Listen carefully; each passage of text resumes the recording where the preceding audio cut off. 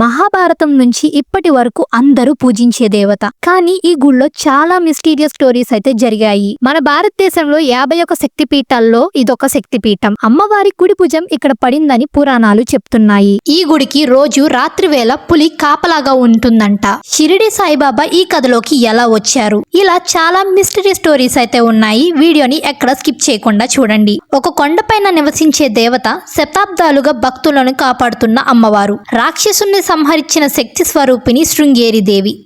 ఇది కేవలం పర్వతమే కాదు, ఇది జీవించే ఆలయ కథ. ఈ వీడియోలో మనం సప్త శృంగేరి దేవి ఆలయ చరిత్ర, విశేషాలు, ఎలా వెళ్ళాలో, బడ్జెట్లో ఎలా ట్రావెల్ చేయాలో ఈ వీడియోలో క్లియర్గా చెప్తాను. వీడియోని ఎక్కడ స్కిప్ చేయకుండా చూడండి. మన ఛానల్ని ఇంకా సబ్స్క్రైబ్ చేసుకోకపోతే ఇప్పుడే సబ్స్క్రైబ్ చేసుకోండి. ఈ టెంపుల్ నాసిక్లో ఉన్న వని అనే ప్రదేశంలో ఉంటుంది. నాసిక్ నుండి వనికి 60 కిలోమీటర్స్ దూరం అయితే ఉంటుంది. ఎలా వెళ్ళాలి అంటే నాసిక్ నుండి MSRTC వాళ్ళ బస్సెస్ అయితే అవైలబుల్గా ఉంటాయి. టికెట్ కాస్ట్ వచ్చి 80 నుంచి 150 రేంజ్లో అయితే ఉంటుంది. జర్నీ టైం వచ్చి 1.5 అవర్ అయితే పడుతుంది. అక్కడ నుండి కొండపైకి ఆటోస్ అండ్ జీప్స్ అయితే మాట్లాడుకోవాలి. గ్రూప్ గా అయితే 40 to 70 రేంజ్ లో అయితే ఛార్జ్ చేస్తారు. నేనైతే షిరిడి నుంచి డైరెక్ట్ గా కార్ అయితే మాట్లాడుకున్నాం. షిరిడి నుంచి వనికి 106 కిలోమీటర్స్ అయితే చూపిస్తుంది. Up and down per head 700 rupees అయితే ఛార్జ్ చేస్తున్నారు. జర్నీ టైం వచ్చి 3 అవర్స్ అయితే పడుతుంది. వెళ్లే వేలో డిఫరెంట్ షేప్స్ తో మౌంటైన్స్ అయితే కనిపిస్తున్నాయి. మీరే చూస్తున్నారుగా, మౌంటైన్స్ కి అలా చూస్తూ ఉండాలనిపిస్తుంది. నాకైతే మౌంటైన్స్ అండ్ నేచర్ అంటే చాలా ఇష్టం. ఇక్కడ క్లైమేట్ కూడా చాలా కూల్ గా ఉంటుంది అండ్ రెయిన్ పడే టైంలో వాటర్ ఫాల్స్ కూడా కనిపిస్తాయి. మేము వెళ్లే ముందు రోజు లైట్ గా రెయిన్ పడడం వల్ల క్లైమేట్ కూడా చాలా బాగుంది. మెట్ల మార్గంలో వెండి గణేశుడు అయితే ఉంటాడు. అంతేకాకుండా ఇక్కడ ఒక రాయి మీద గేదె తల లాంటి ఆకారం అయితే ఉంటుంది. దాన్ని మహిషాసుని తలలాగా భావిస్తూ ఉంటారు. ఇక్కడ మొత్తం 510 మెట్లు అయితే ఉంటాయి. ఈ ప్లేస్ లో ఫస్ట్ ఫినిక్యులర్ ట్రైన్ అయితే 2018 లో స్టార్ట్ చేశారు. ఇదే టికెట్స్ ఇచ్చే కౌంటర్. రోప్ వేలో వెళ్ళాలి అనుకునే వాళ్ళు ఈ కాంప్లెక్స్ లోకి రావాలి. 12 ఇయర్స్ నుంచి 75 ఇయర్స్ ఉన్న వాళ్ళకి 120 రూపీస్ అయితే ఛార్జ్ చేస్తున్నారు. బిలో 3 ఇయర్స్ అండ్ 12 ఇయర్స్ లోపల అండ్ అబోవ్ 75 ఇయర్స్ ఉన్న వాళ్ళకి 60 రూపీస్ అయితే ఛార్జ్ చేస్తున్నారు. ఈ రోప్ వే టైమింగ్స్ వచ్చేసి మార్నింగ్ 5 నుంచి ఈవినింగ్ 8 వరకు అయితే ఓపెన్ లోనే ఉంటుంది. కాంప్లెక్స్ లో షాపింగ్ నుంచి ఫుడ్ కోర్ట్ వరకు అన్ని అవైలబుల్ గా ఉంటాయి. ఫినిక్యులర్ రైడ్ కి వెళ్ళాలనుకుంటే కాంప్లెక్స్ లో నుండి అయితే వెళ్ళాలి. ఈ రైడ్ 2 to 3 మినిట్స్ అయితే ఉంటుంది. ట్రైన్ లో 6 కోచెస్ అయితే ఉంటాయి. ఎవ్రీ కోచ్ కి 7 to 10 మెంబర్స్ అయితే ఎక్కొచ్చు. రోజుకి 5000 మెంబర్స్ ని తీసుకుని వెళ్తుందంట. ఈ ఆలయం గురించి నాకు తెలిసిన కొన్ని స్టోరీస్ చెప్తాను, వినండి. ఈ దేవతని మరాఠీ వాళ్ళు చాలా బాగా నమ్ముతారు. ఈ ఆలయం మన భారతదేశంలో ఉన్న 51 శక్తి పీఠాల్లో ఒకటి. సప్త శృంగేరి. సప్త అంటే 7, శృంగేరి అంటే పర్వతం. ఇది మహారాష్ట్రలోని నాసిక్ దగ్గర వని అనే ప్రదేశంలో ఉంటుంది. ఒకనాడు శివుడి భార్య అయిన పార్వతీదేవి తన తండ్రి దక్షుడు యజ్ఞం చేసే ప్రదేశానికి వెళ్ళిద్ది. అప్పుడు తన భర్త అయిన శివుణ్ణి అవమానకరంగా మాట్లాడతాడు. అప్పుడు పార్వతీదేవికి చాలా బాధ వేస్తుంది. పార్వతీదేవి యజ్ఞగుండంలోకి దూకి ప్రాణత్యాగం చేసిద్ది. ఈ విషయం తెలుసుకుని శివుడికి చాలా కోపం వస్తుంది. యజ్ఞం చేసే ప్రదేశానికి వెళ్లి అక్కడ ఉన్నాయన్ని ధ్వంసం చేస్తాడు. తన సతి మృతదేహాన్ని భుజాల మీద వేసుకొని విశ్వమంతా తిరుగుతాడు. శివుని దుఃఖం తగ్గించాలని విష్ణుమూర్తి తన దగ్గరున్న సుదర్శన చక్రంతో సతి మృతదేహాన్ని ముక్కలుగా చేస్తాడు. ఆ శరీర భాగాలు భూమి మీద పడి 51 శక్తిపీఠాలుగా నిలుస్తాయి. అందులో ఒకటి సప్త శృంగేరి. ఇక్కడ సతికి చెందిన కుడి చెయ్యి పడిందని పురాణాలు చెప్తున్నాయి. ఒకప్పుడు అడవిలో పెద్ద రాక్షసుడుండేవాడు. అతని పేరు మహిషాసురుడు. అతడు చాలా దుర్మార్గంగా ఉండేవాడు. ప్రజలను భయపెట్టి దేవతలను కష్టపెడుతూ ఉండేవాడు. అప్పుడు దేవతలందరూ కలిసి అమ్మను ప్రార్థించారు.